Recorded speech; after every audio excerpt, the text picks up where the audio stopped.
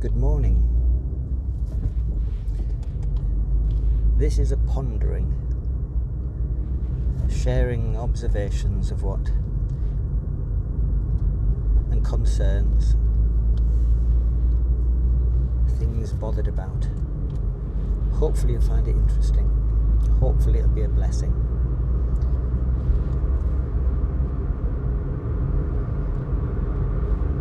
Travelling in the UK, in England, this motorway is I'm just joining the motorway now. It's called the M6, travelling between Birmingham and Scotland, heading up to Glasgow. It's early in the morning, almost 7:30.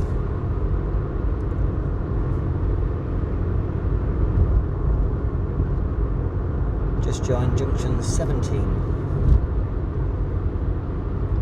Let's see how far it goes. Haven't put a message up for a while. Lots have happened. Lots of things are coming to light.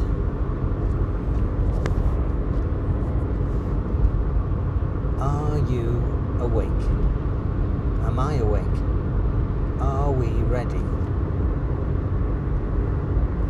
Cast your mind back to the summer of 2019. How different it was then, 2019. Late in 2020, something was happening in the Far East.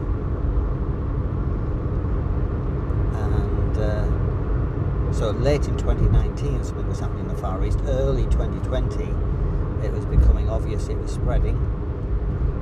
And we knew little about it at the time. Did you take the fruit juice? If you did, I hope you've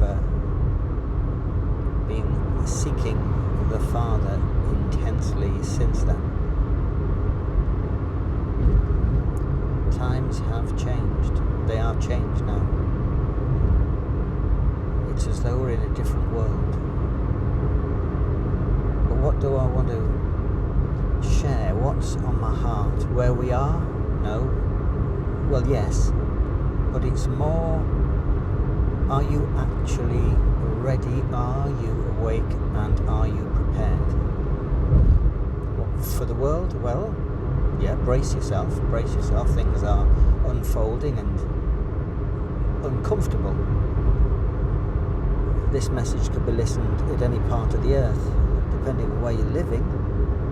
Some people have been through an exceptionally painful time.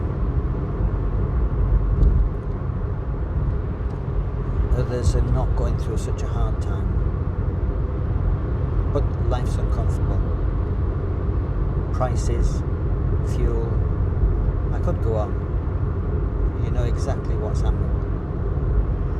Most of those who follow the Son of the Father, the Anointed One, God's salvation is his name. That's the actual translation into English. God's salvation. An exact translation would be salvation brackets of finished brackets God.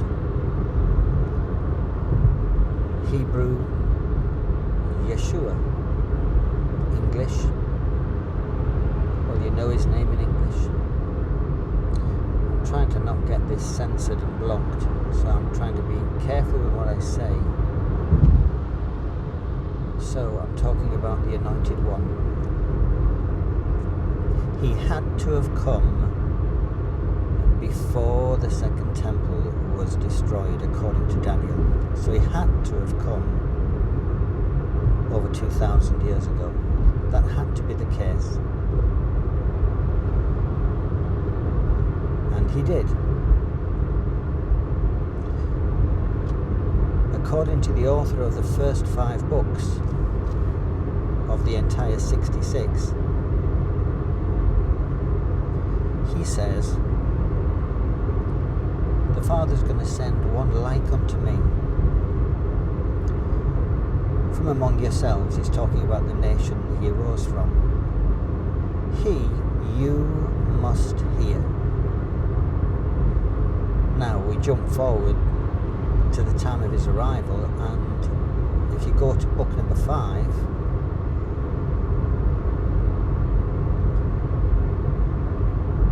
the stone, that was his name that the Son gave him, the Anointed One,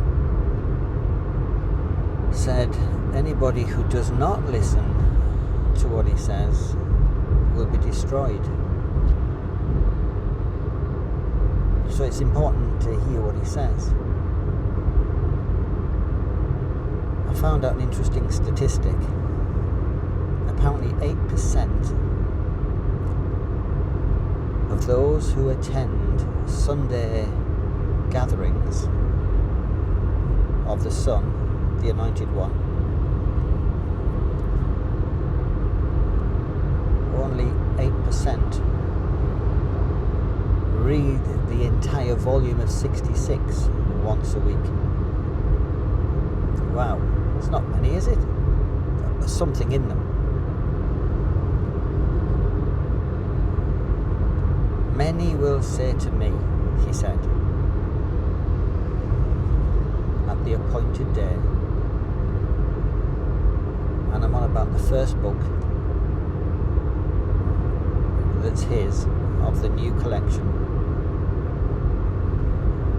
The first book, if you go to the 7th chapter, towards the end, halfway through-ish, he says, many will say to me in the appointed day, didn't we? And it's clearly spiritual what they're doing. Didn't we? Again, profoundly spiritual what they're doing. Didn't we? And again, profoundly spiritual. And we did it in your name. But I will say to them, depart from me, I never knew you. And that new is a kind of really intimate and powerful new. He didn't know them.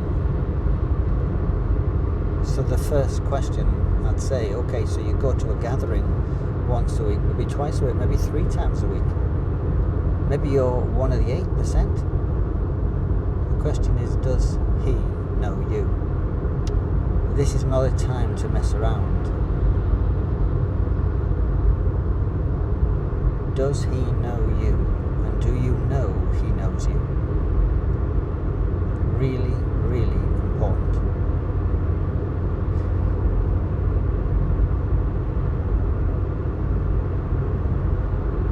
He says, the Son of the Father, the Anointed One, he loves those who do what he says.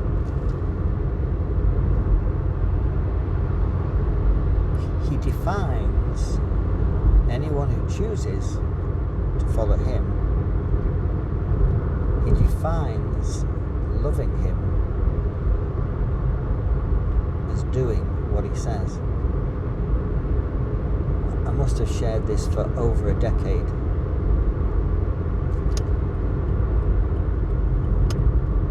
Do you know what he says?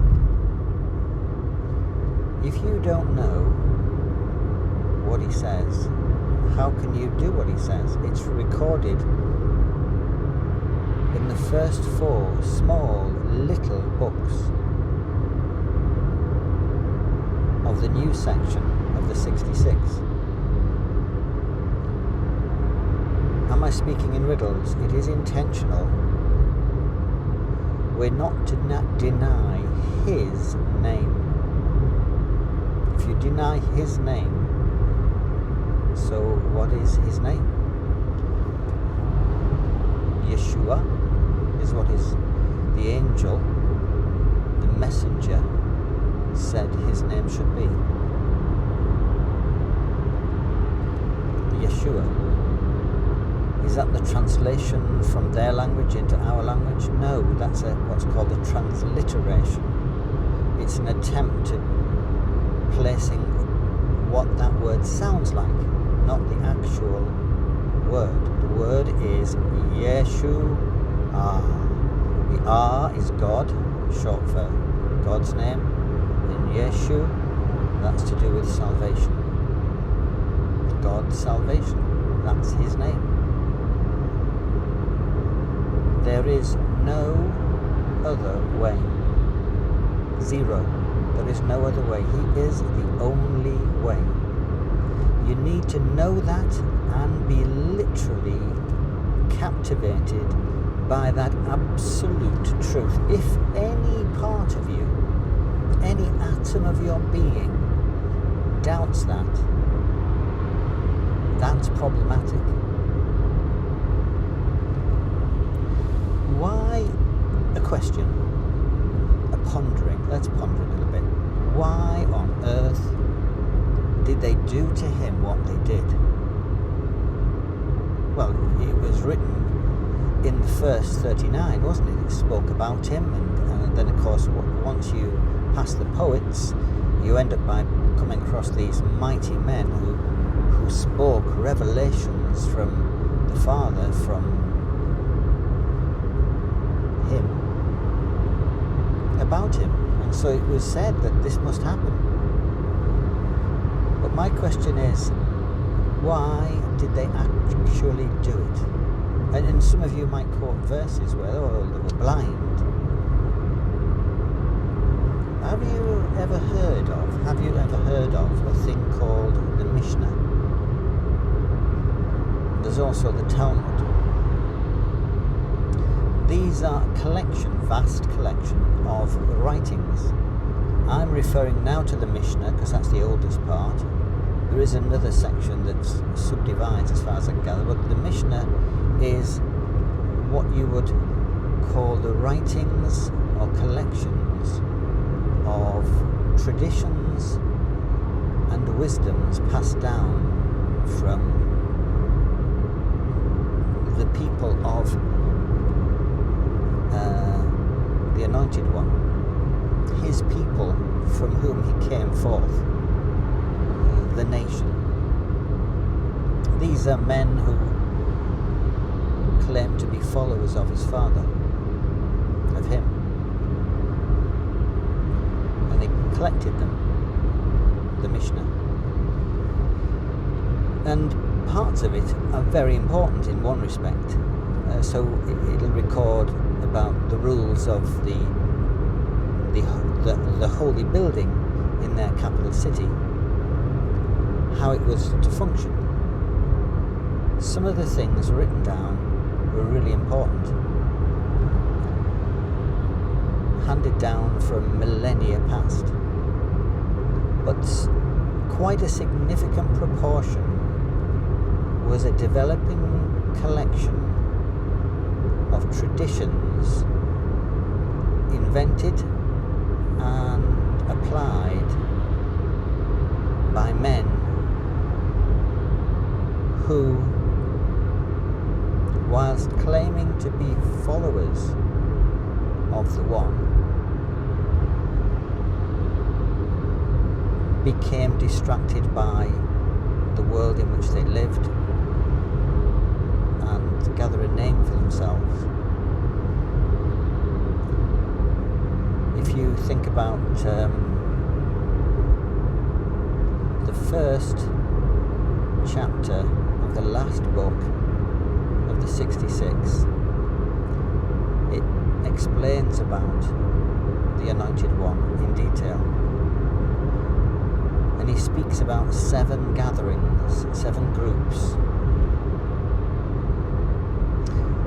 The first one, in the second chapter of number 66,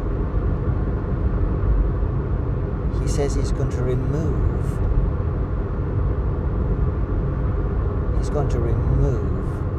the lampstand because they're doing something wrong.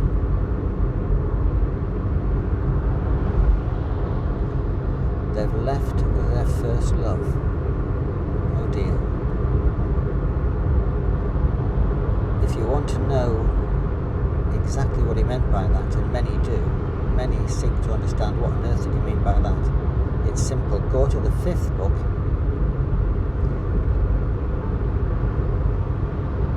of the 27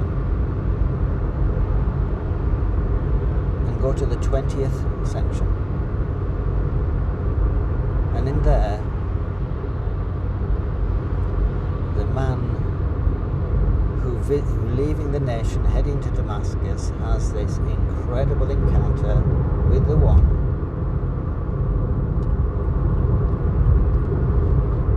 He speaks to, he calls the elders, the leaders of that group, and he talks to them, and in there he says what is going to happen. People are going to arise up from yourselves and get people to follow after them, to make a name for themselves, to get people to follow them. Clearly that had happened. What they were warned about would happen, did happen, and now the Anointed One,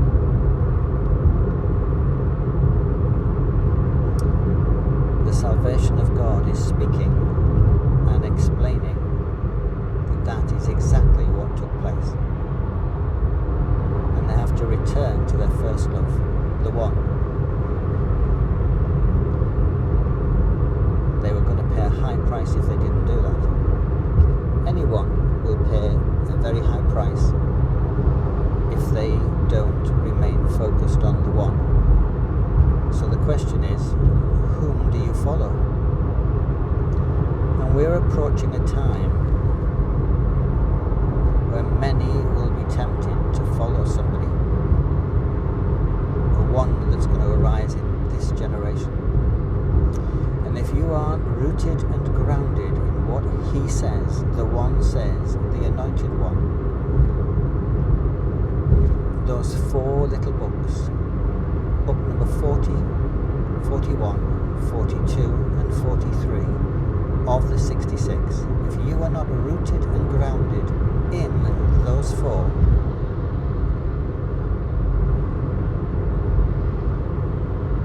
if you don't know what He says, the One says, then how can you do what He says? That's always bewildered me.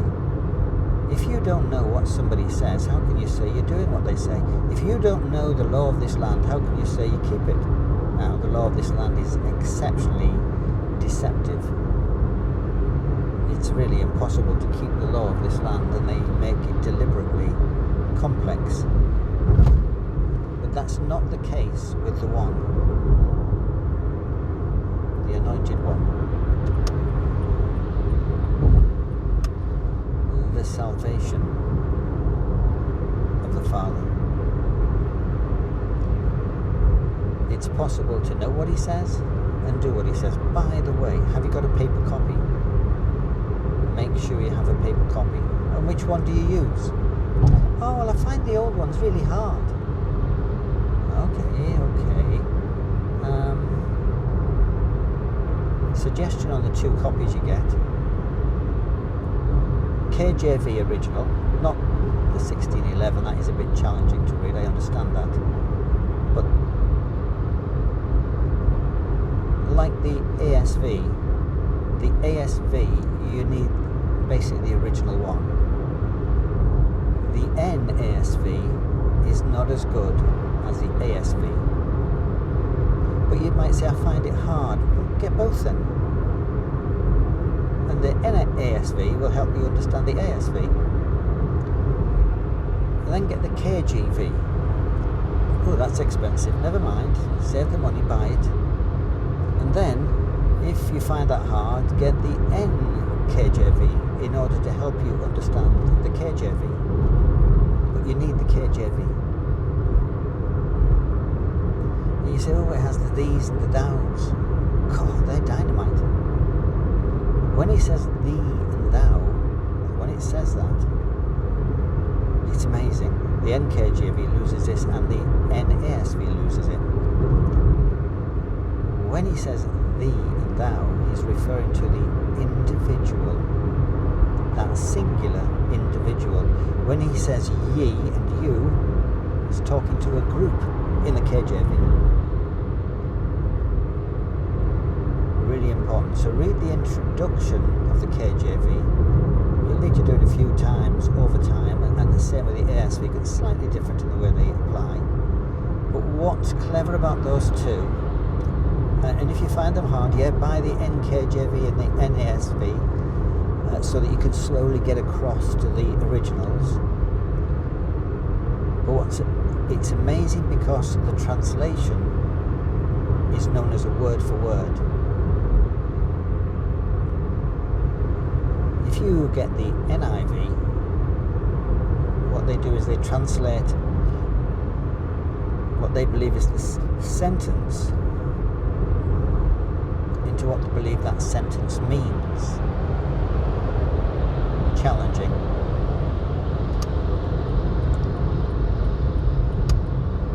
A lot of the translations are very naughty. They do naughty things. They take out verses, they change them.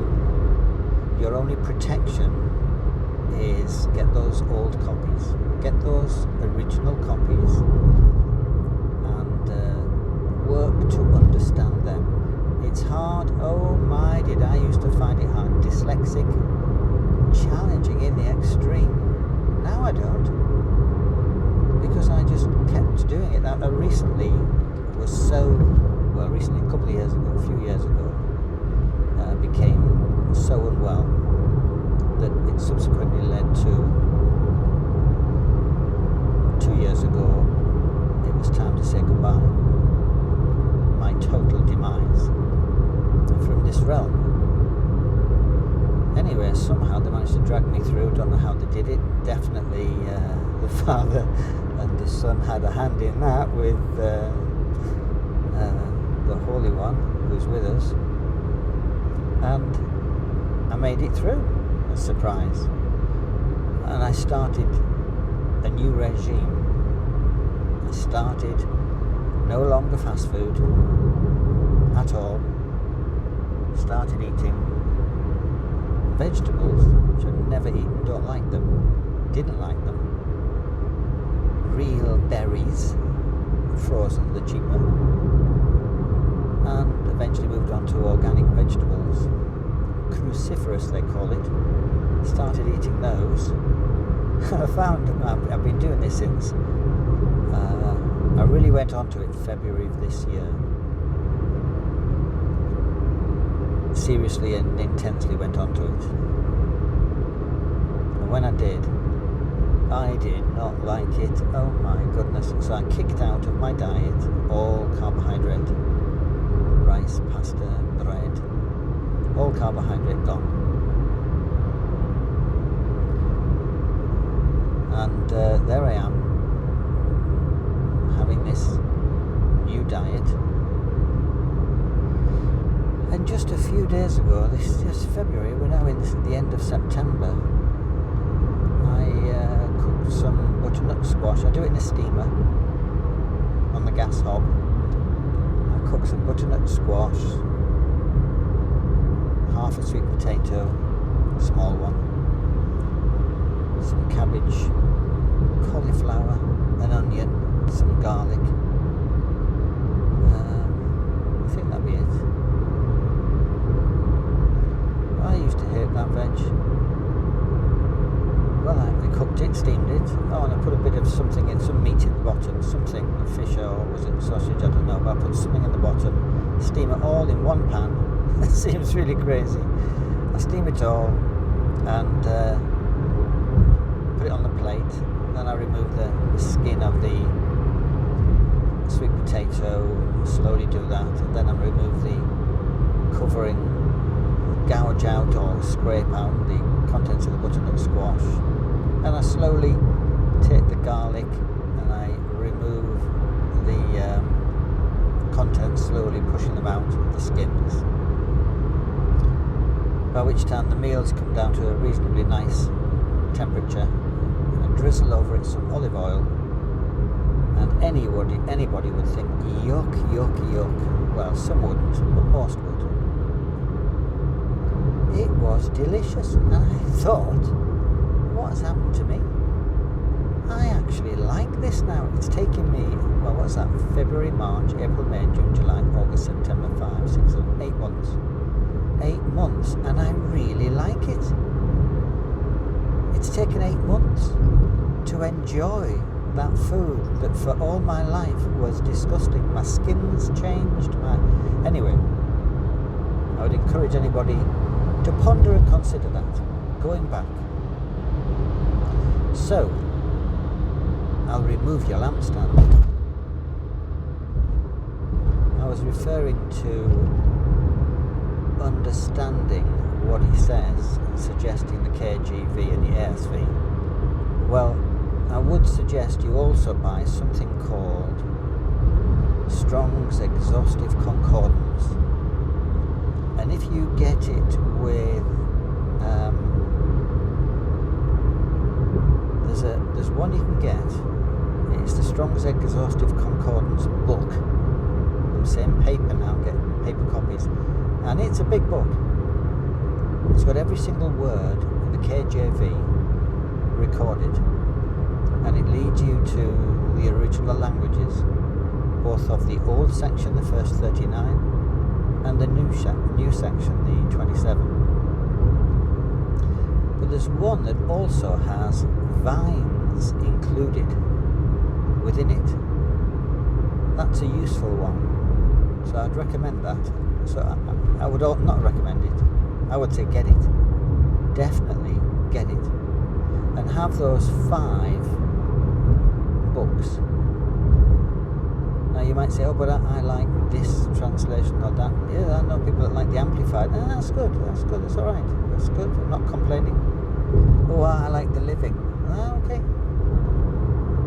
Have whatever you like, but you need these 5 to be able to get to what it really actually says. Sometimes you will be shocked. You understand it said that?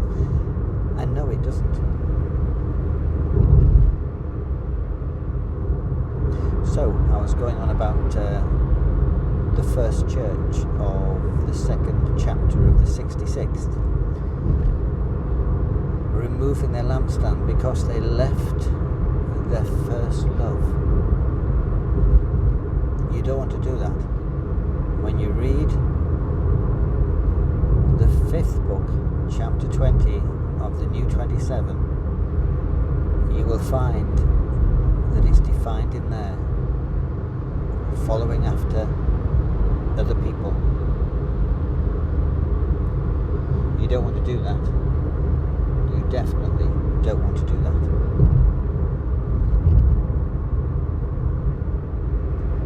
If you are, you need to get back to following the Master, the One.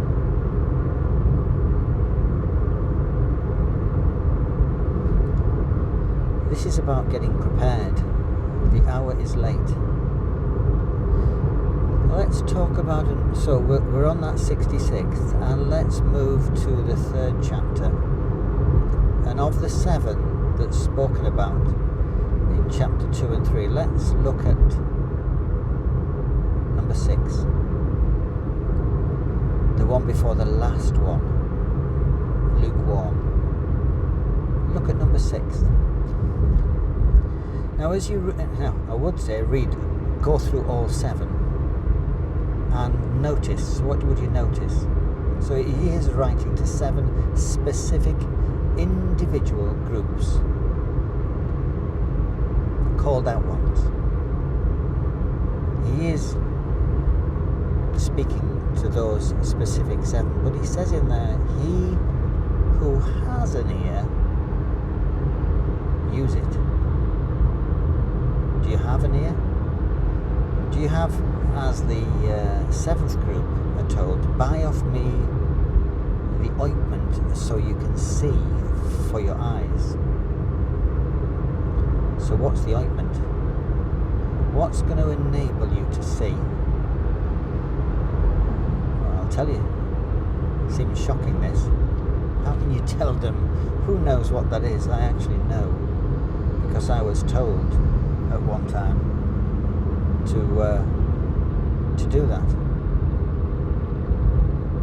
There's a nice Harley Davidson. I like that. So I was told to buy it, and I asked the question, how do I buy that off you? Well, he did show me and explain to me.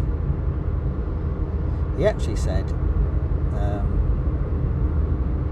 I won't go into the whole story, but basically, I'm encouraging you, not encouraging you, from the one, the master, this is strong, and I don't mean to do it in any kind of, oh, look at me, no. From him,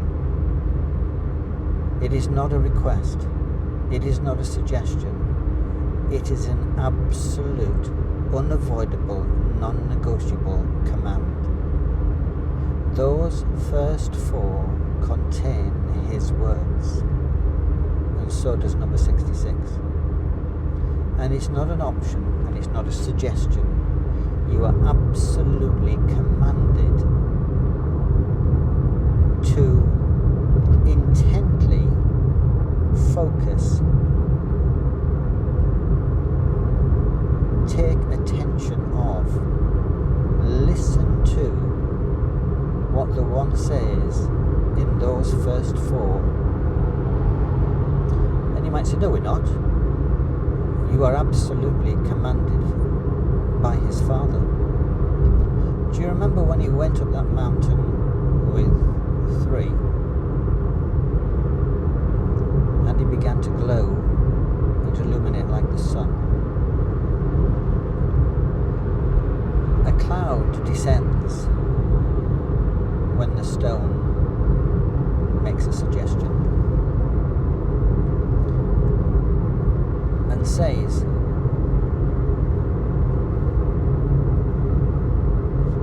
I'm his Father. He is beloved of me, my Son. And then he gives, as far as I'm aware, the only absolutely unavoidable demand and instruction that I'm aware that he gave in the whole of the 27. It's non-negotiable and it's absolute. So the 8% that sort of read a bit here and there, I wonder who among the 8% actually do what they're absolutely required to do. I wonder. If you read it, it's in the first book, what he says, the Father, the second book, and the third book of the 27, book 40, 41, and 42 of the 66.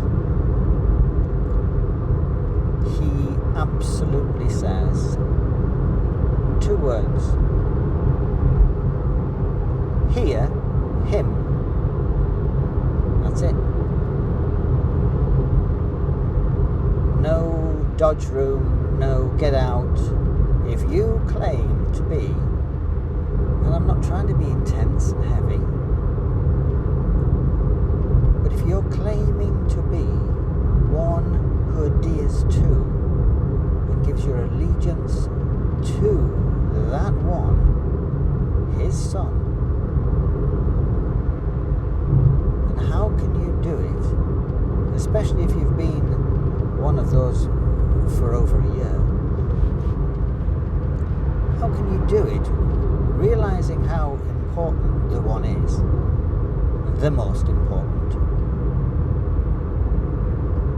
How can you do it without knowing what he says? I'm driving on the motorway and there's like cameras there, you can see the speed restriction should be 70 but restricted, roadworks, there's a 50 mile an hour there. I have to comply, otherwise I get a ticket. You're supposed to learn something called the highway code, and you have to go and, in the UK now, in Britain, you have to go and sit an exam at an examination centre regarding that highway code, and you have to answer a significant number of questions, and you have to get the vast majority right. You're allowed 2 wrong, not many. I think it's something like 80 questions you're asked, and you're allowed to get 2 wrong. I think that's what it is. It's quite a high standard. In order to drive on this piece of tarmac in this territory, in the kind of device I'm using right now, this vehicle, it's a requirement. It seems a bit obvious. I mean, you need to know the rules in order to, so we don't smash into each other and cause trouble. You're not allowed to stop and pull into that lane on the left unless it's an emergency. See the solid white line on the left? You're not allowed to cross that unless it's an emergency. And then you're allowed to stop in what they call the hard shoulder. There's rules, and if you don't know them, how can you comply with them? Well, the only instruction he gives, 2 words, hear him. That's it. Are you? That's non-negotiable. You are required to do that. It's an absolute requirement. To know what he says and do what he says. And throughout the 40, 41, 42, 43, repeatedly, he, the one, the anointed one, brings this to the attention of those who take what he says seriously and learn it. I suppose that's what this whole message is about. This is what I'm sharing. Is I was shocked to find the vast majority of those who claim to be one who is a follower of the one, the anointed one,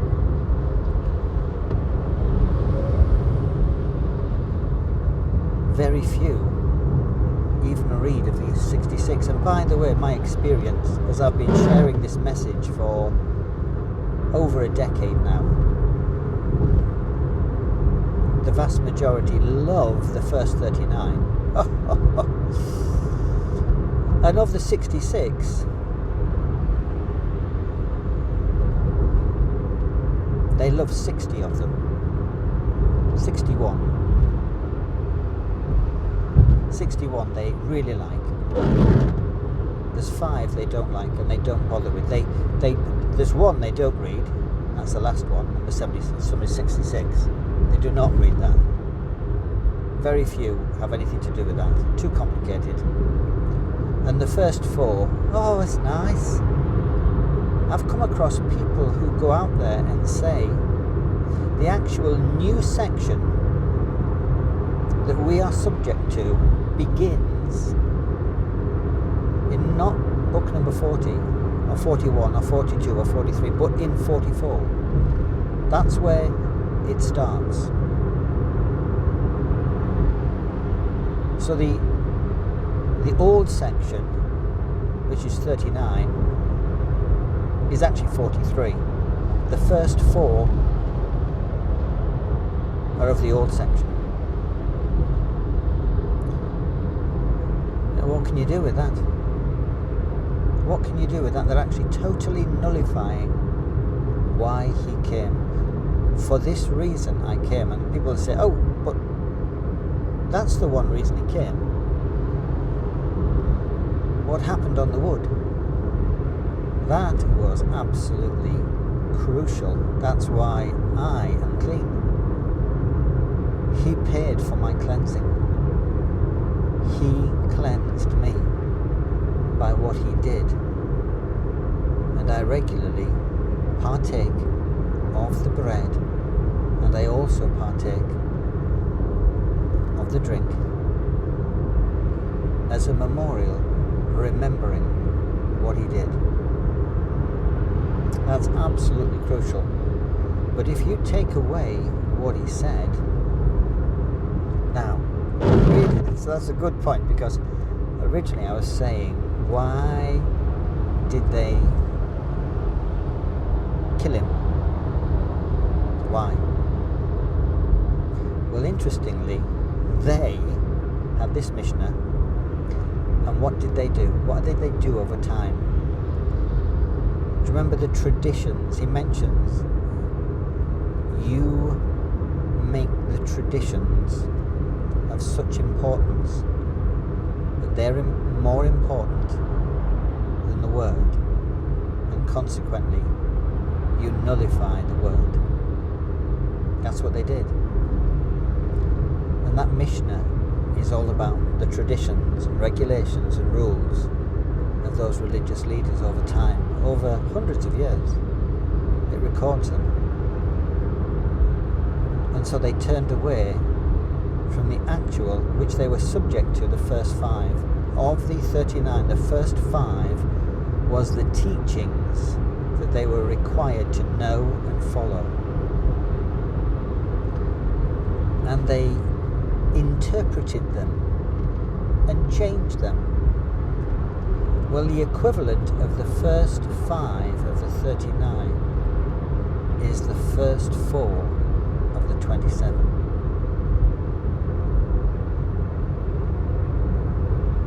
And if you turn away from those and start following the traditions of man, of religious men,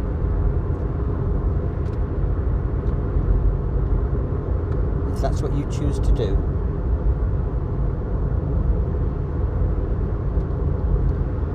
then exactly the same will happen. You will become blind. Are you blinded? You need to buy the eye salve. You need to go back to the first 4, and you need to devour them. You need to get to the point where you know every single chapter, and that's going to take some doing. You can't just go over it 10 times, or 20, or even 50 for some of you. In fact, for some of you, you can go over it 100 times and you still want to crack that one. This is now your food from here until the end, until we go. And that's why I'm speaking. Some of you, he will come at a time you're not prepared, you don't think he's coming. Also, people are going to get upset because it's delayed. Some have turned away because of the delays. He said that. If you read the 4, you'll find that he actually said some will turn away because of the delays and get involved in this world. You need to feed on the 4. You need to feed on him. He is the Word. If you don't do this, for whatever reason, for whatever excuse, let me be as strong as I possibly can be. If you do not do this, you will not be ready. If you don't know what he says, how can you do what he says? And by the way, the people, the few, the handful of people who have done this, and it is a handful that I know, of the many, many, many, many, many I've shared this with, a handful have done it.